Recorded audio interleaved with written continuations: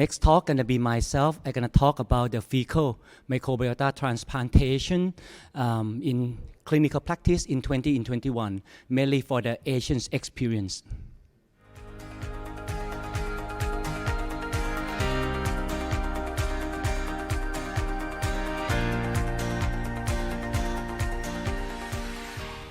Good morning, ladies and gentlemen. Today my talk gonna touch on the clinical applications of fecal microbiota transplantations in 2021. At the very first, we start with the questions. For everybody here, how many gut microbiota is in humans? A is 40 million bacteria, B is 40 billion bacteria, C is 40 trillion bacteria, and D is 40 septillion bacteria.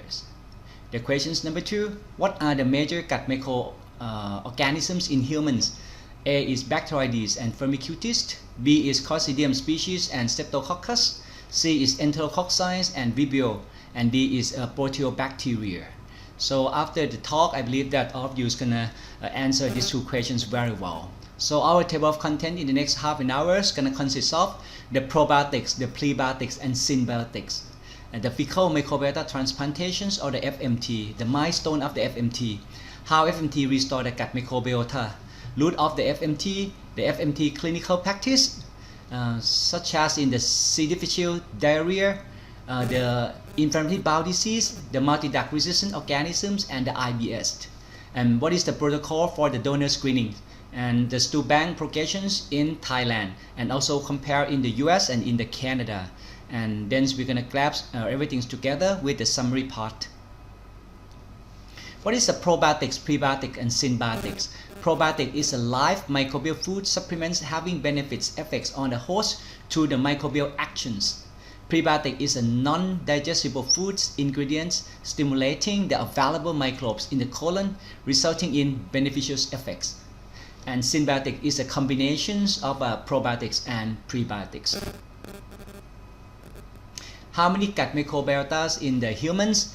The human's adult microbiota consists of roughly 40 times 10 to 12 orthillions bacteria, weight around 0.2 kilograms, and more than 2,000 species. Mostly gonna be with Bacteroides and Firmicutes. These two major phyla acquires around 90% of the microbiota. Also can provide metabolic and biological functions, extracting energies, produce growth factors, stimulate immune systems, and create colonization resistance. This slide shows the associations between the gut microbiotas and the Helicobacter pylori relate to gastric lesions in a high-risk populations of gastric cancer, published in 2018.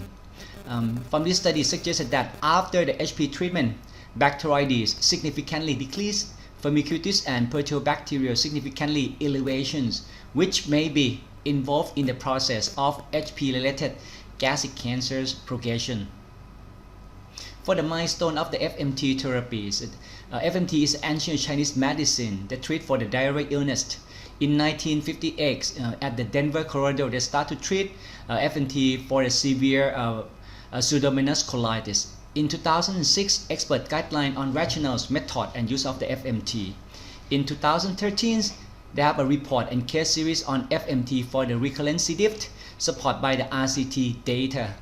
And again, in 2013, they have a FMT phase 2 trial sponsored by the pharmaceutical companies. It's named Rebiotics. And in May 2013, they have a FDA workshop for the FMT. And until now, many of the new FMT indications being explored. How FMT restore a normal microbiota? When something is the imbalance inside our bodies, it names dysbiosis. Then we go to the FMT. FMT, they have two effects. The direct pathways, that means the bacteriophage and bacteriocins, and direct transfer of the metabolite such as short-chain fatty acid and bile acid, and the nutrients competitions. And the indirect pathways, which consists of the bile acid metabolism and the short-chain fatty acid. Then they have a direct effects to the eradication of the multi-drug resistant organisms for the C. difficile infections, the IBD, the IBS, and hepatic encephalopathy. And the last not least, the metabolic syndrome. What is the route of the administration of the FMT? They have a nasogastric or nasoduodenal tube. They have a retention enema. They have a lower GI endoscopy, and one of the modern one is the encapsulation. For analysis, the route of the FMT for the nasal enteric or nasogastric tube, mostly the good thing is the no necessary for sedation and a low cost, but anyhow they have a discomfort associated with administrations. It's necessary for the radiologics to confirm the locations of the tube and risk of the vomitings and aspirations. For the upper GI endoscopy, they safely performed in the patients with a high risk for the colonoscopy, but have some weakness, same as the nasal enteric tube, and they still have some posterior related list. For the capsule, this is a good one. It's non-invasive. It's more aesthetic appeal, a cost and time saving, but anyhow they have a large burden for a capsule. They still have a list for vomiting and aspiration, and the cost is more expensive. For the colonoscopy, it's strong evidence for efficacy for treating of the recurrence of the C. difficile infections, but they still have a procedure related list. It's necessary for sedations, and they have an additional cost. Sigmoidoscopy is pretty much the same with the colonoscopy, and retention enema is low cost, is well tolerated, but it's difficult to retain in some cases, and its inability to reach the right size of the colon. For the FMT, we have a 5D approach.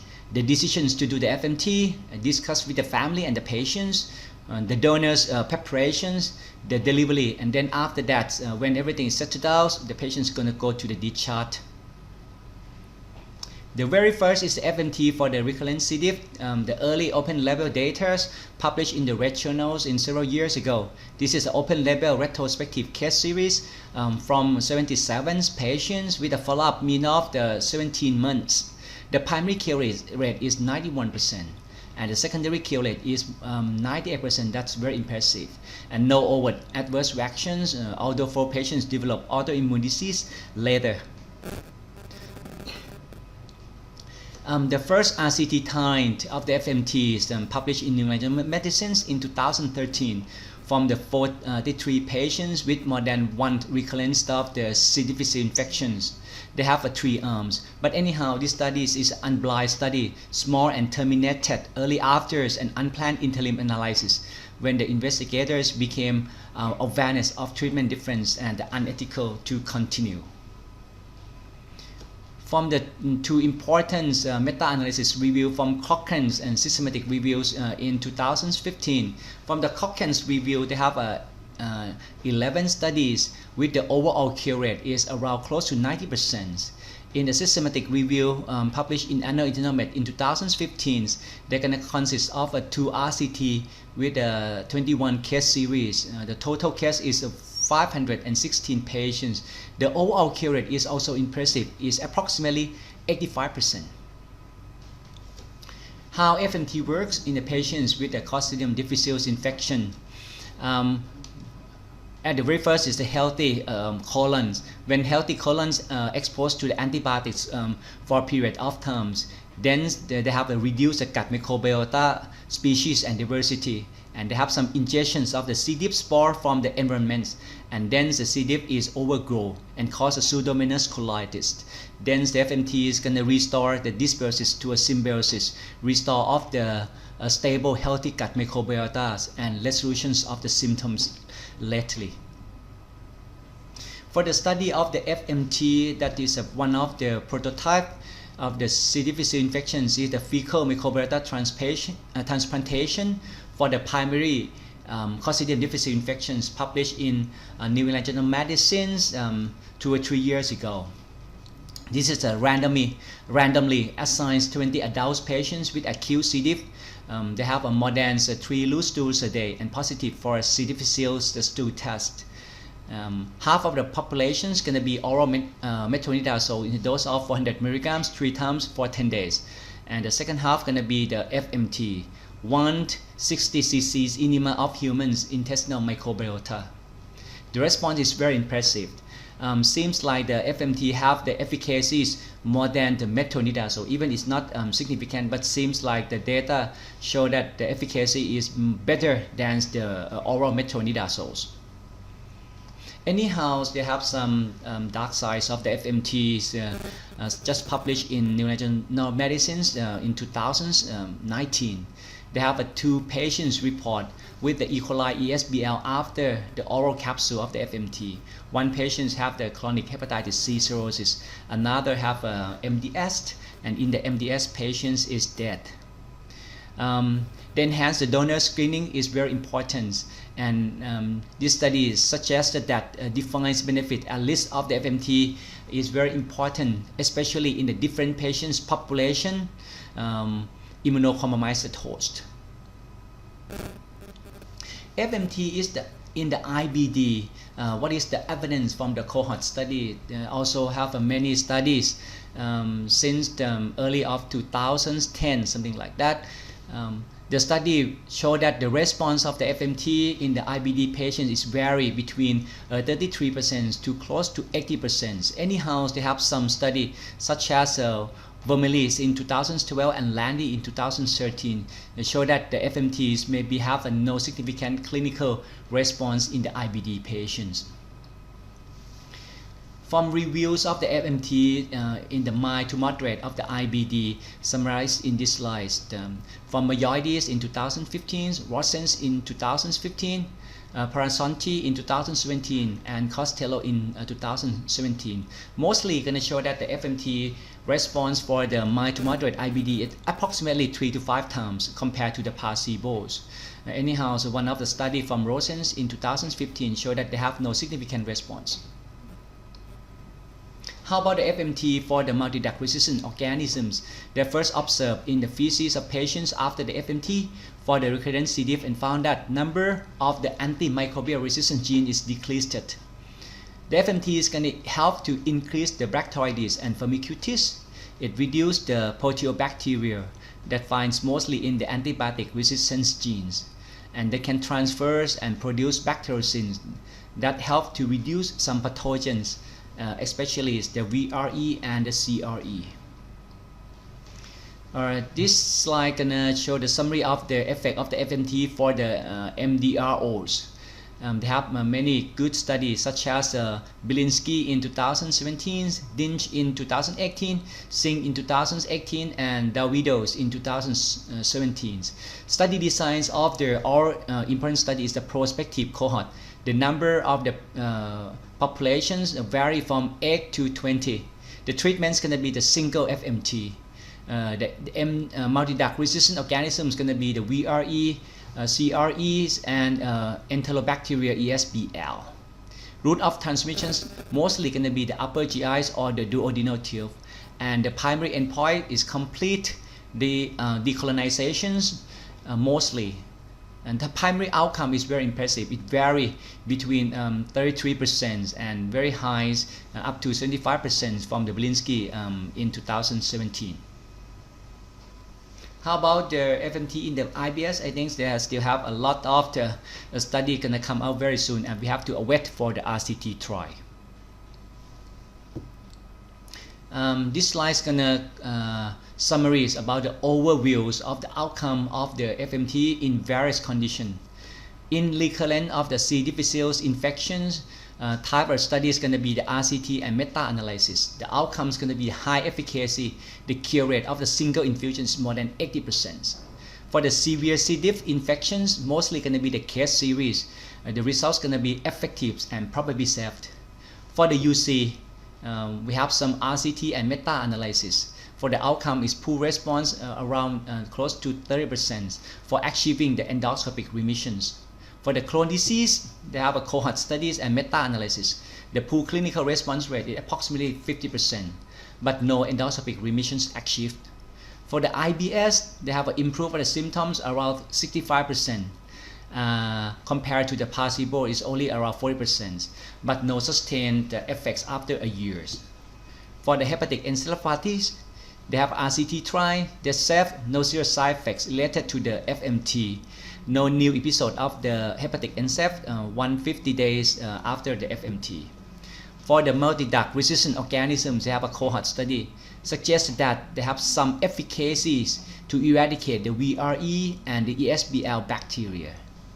For the metabolic syndrome, we have RCT trials. but no effects on the clinical endpoints, and transient increase of the insulin sensitivity.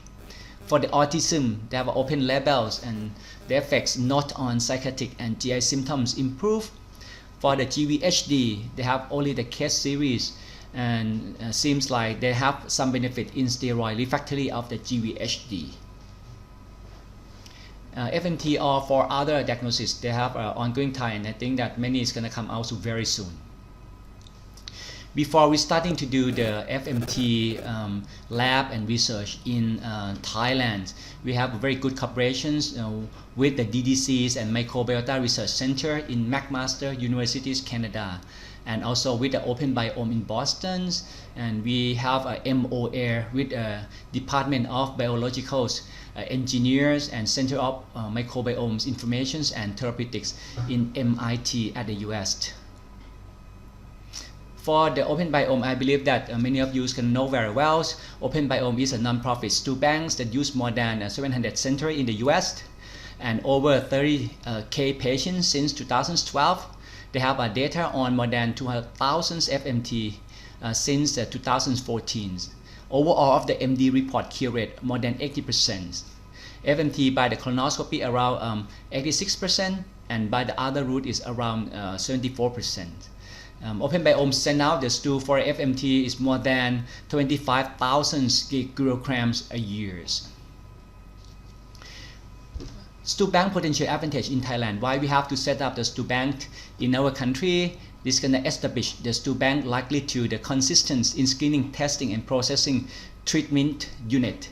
Its safety and assessment of the donors, and because of only 3% achievement, we can track test unit and store for later testing if needed, lower cost, and we can provide the fully test unit for the emergency use.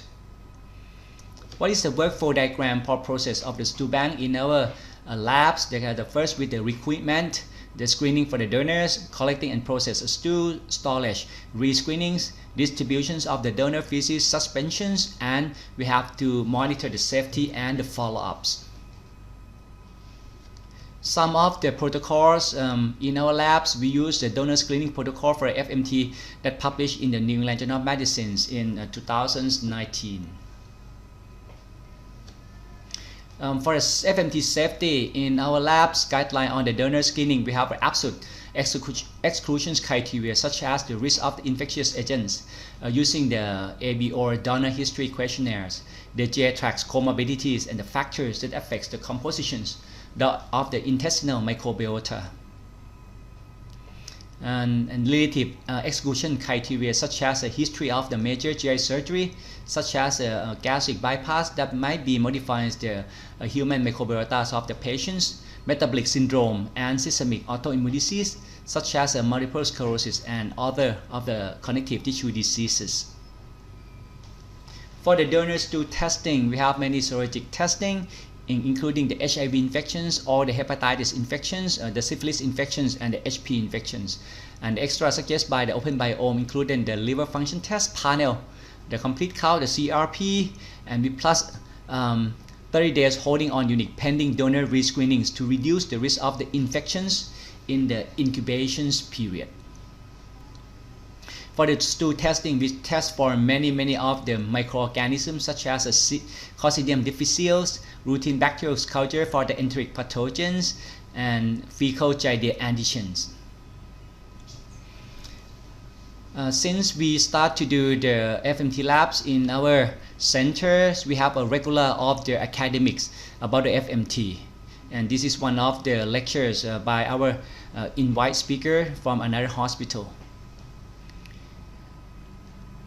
And before you can do the FMT lab safely, you have to get it certified by the biotechs in our country. This is the main certified that you have to do before you're going to perform the biohazard research. And this is a biosafety and biosecurity. And this is the pictures of our labs. This is biosafety level 2, we call BSL level 2. And this is also the biohazard. This is a deep freezers, it's a -80 degree of Celsius freezers that they have to store the fecal donors. And this is the bench for to do the lab test. and sometimes we have some visitor from outside or from another hospital.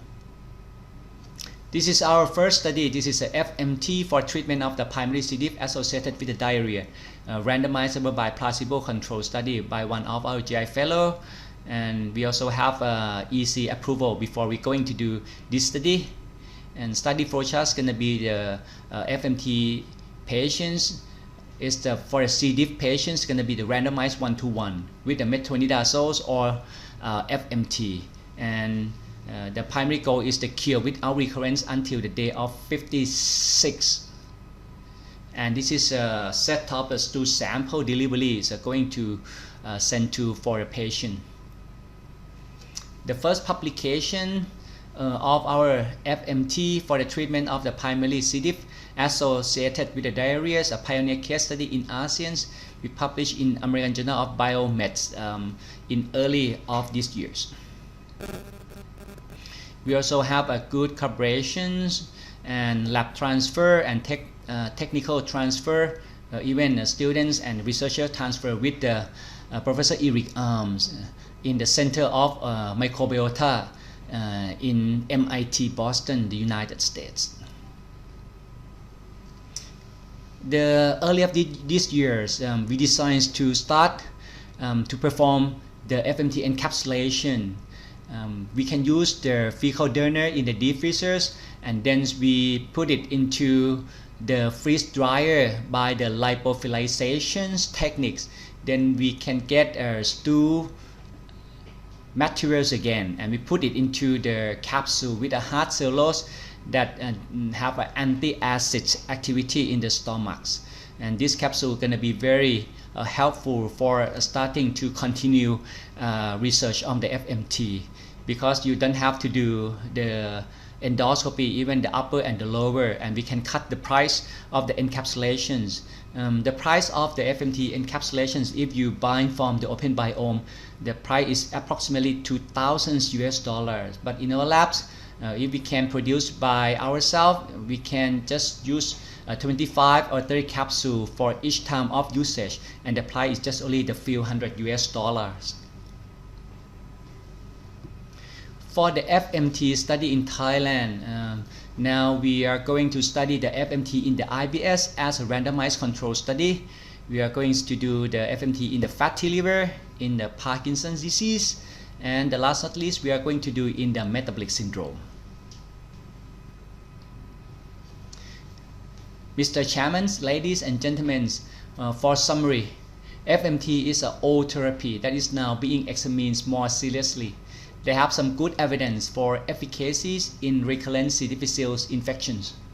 They have efficacy for other indications being studied, and we require more the RCT trial. FMT can restorations of the normal fecal microbiota and may be important for resolving many diseases that refractory to the medical treatment. And the last but not least, FMT offers a means to durably restore the normal microbiota. Thank you so much for your kindly attention.